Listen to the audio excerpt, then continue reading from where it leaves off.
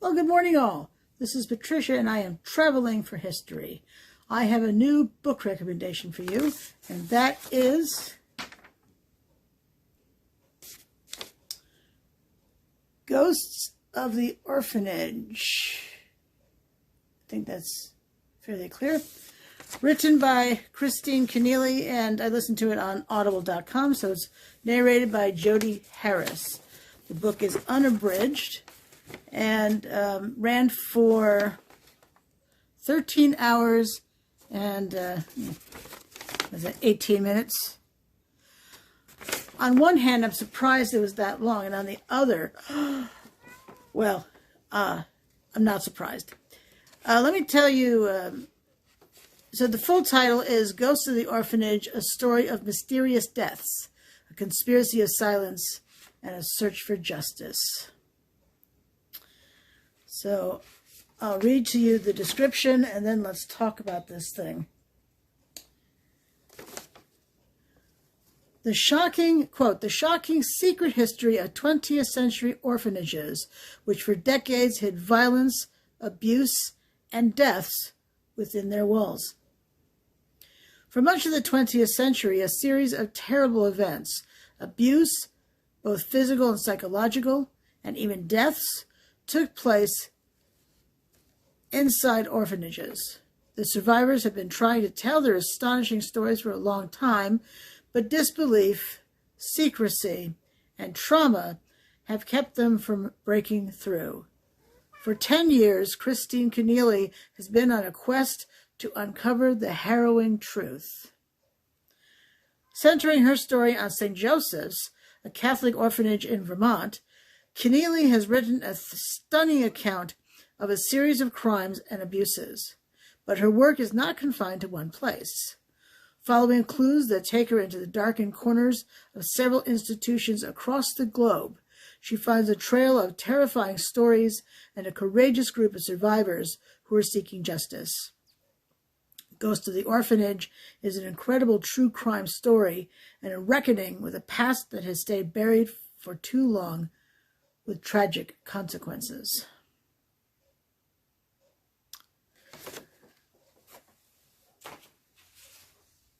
Some other things to tell you about it.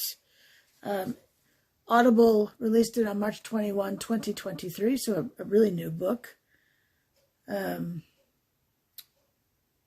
So, first of all, you may want to know that the narrator's voice is British. I happen to like that, and Jody, by the way, is a woman.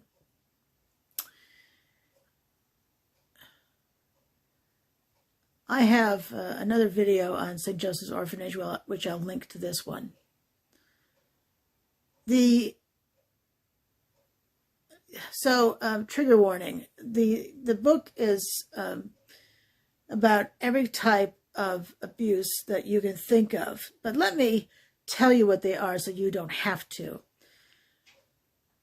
Physical, emotional, psychological, and sexual abuse by nuns, priests, and laymen.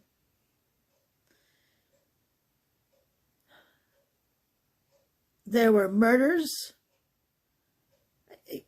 torture, absolute torture of these children. So it does focus predominantly on St. Joseph's Orphanage in Burlington, Vermont. The building is still standing. It's used for college housing now. She also tied in orphanages in Australia and Ireland. I want to say Scotland too, but I know it's definitely the first two. I found that I could listen to 30 minutes to maybe an hour, and then I had to switch to something that was much more positive. The abuses were so horrible.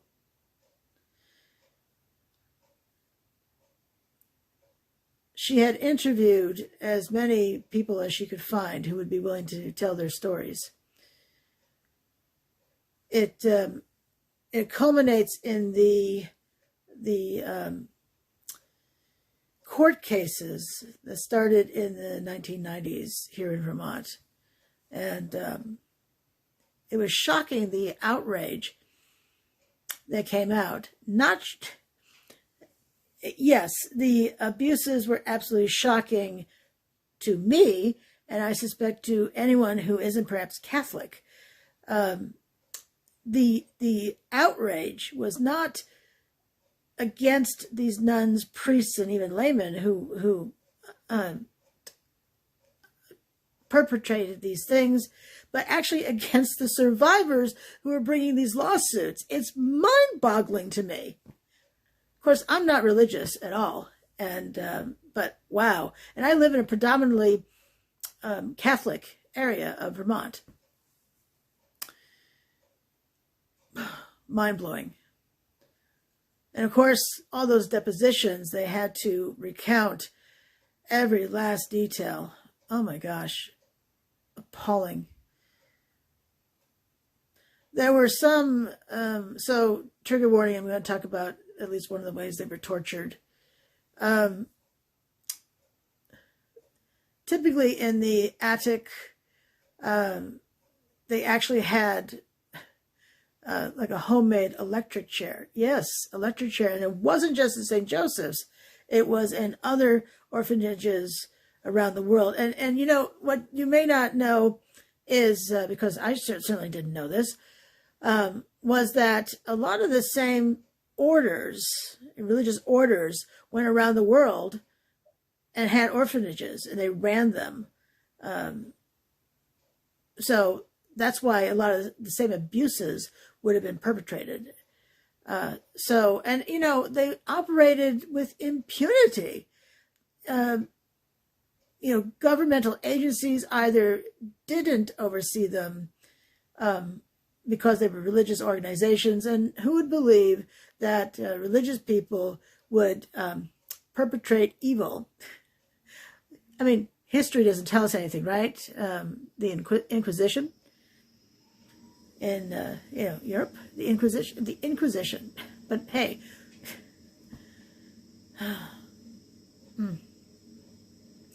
so these electric chairs, and at least one boy was described in essentially dying in one of those chairs.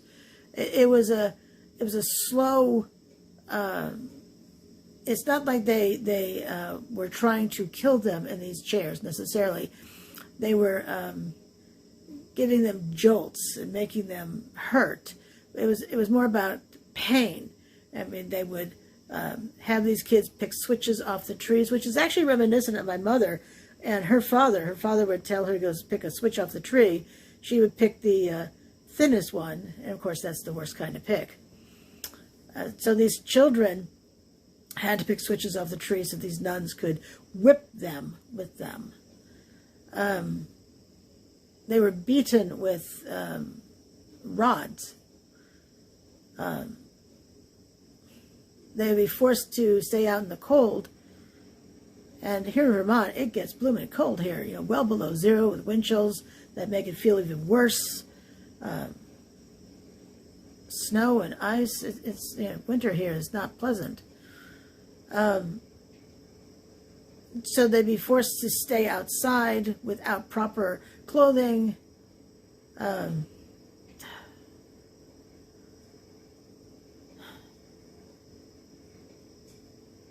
One girl who was working in the kitchen. There were certainly people who, certainly religious people, who were kind to these kids, and they did not last long. They would be shipped off someplace else. Because God forbid these children should be treated with any bit of decency, care, you know, anything like that.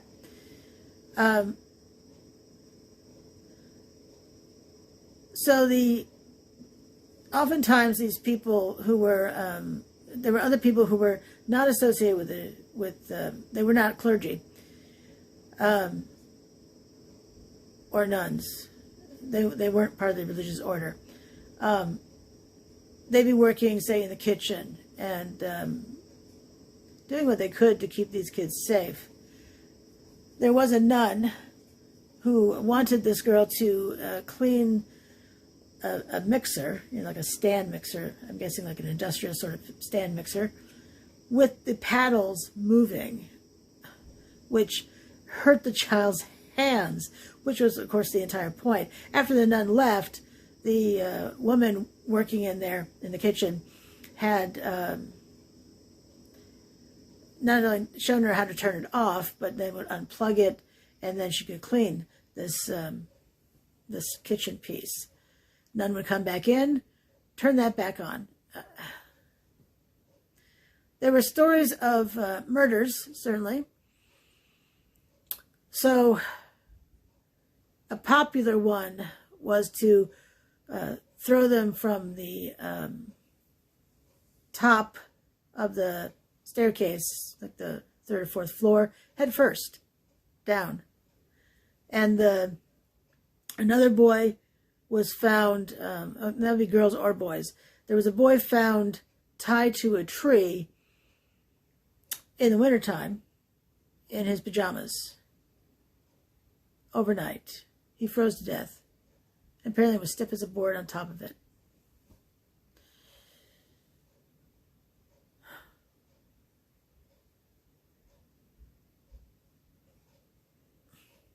It is hard for me to wrap my head around all of these abuses, and also not, because why Inquisition comes to mind.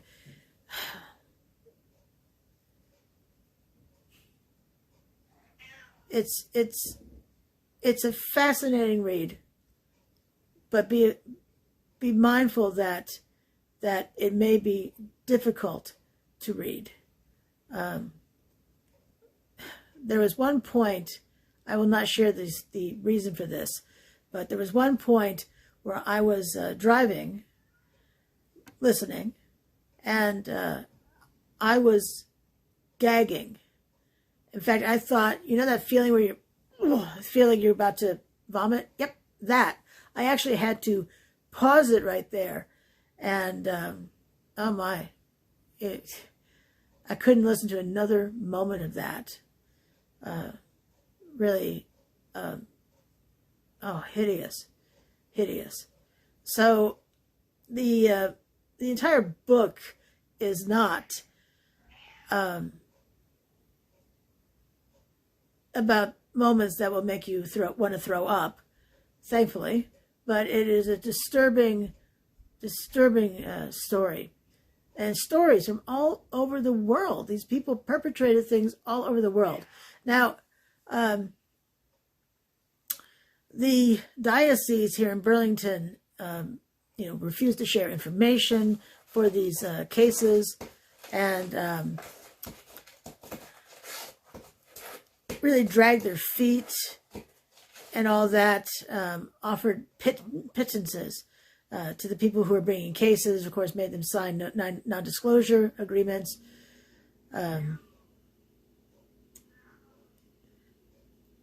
Barred them from talking about anything else, But the most recent case, I can't recall what year that was. It was not now, but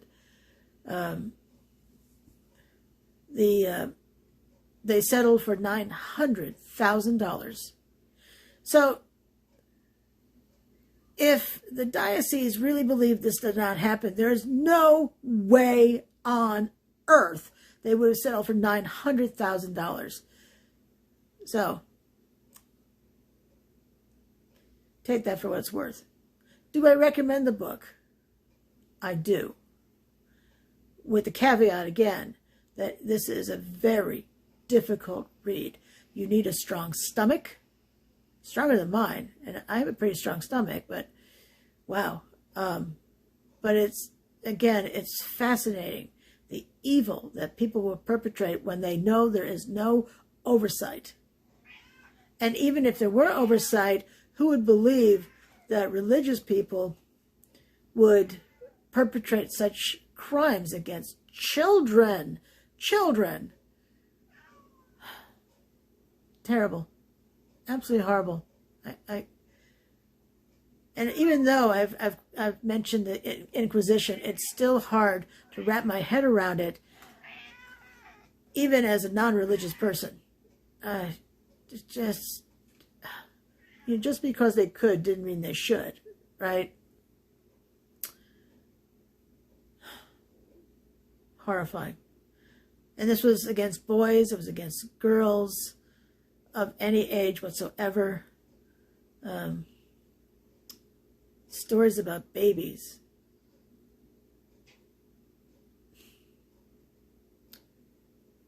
I can't.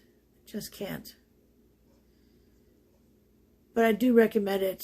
I recommend it highly. It may open your eyes. To the abuses perpetrated in orphanages. What was interesting is how well researched this book is. It's amazing. So kudos to the author, Christine Keneally. Spent 10 years researching this. Alrighty, well, this is Patricia, and I'm Traveling for History. Thank you so much for watching today. And until I see you again, I hope you have an absolutely fabulous holiday. Actually, New Year's is coming up. So I'll see you soon. Bye now.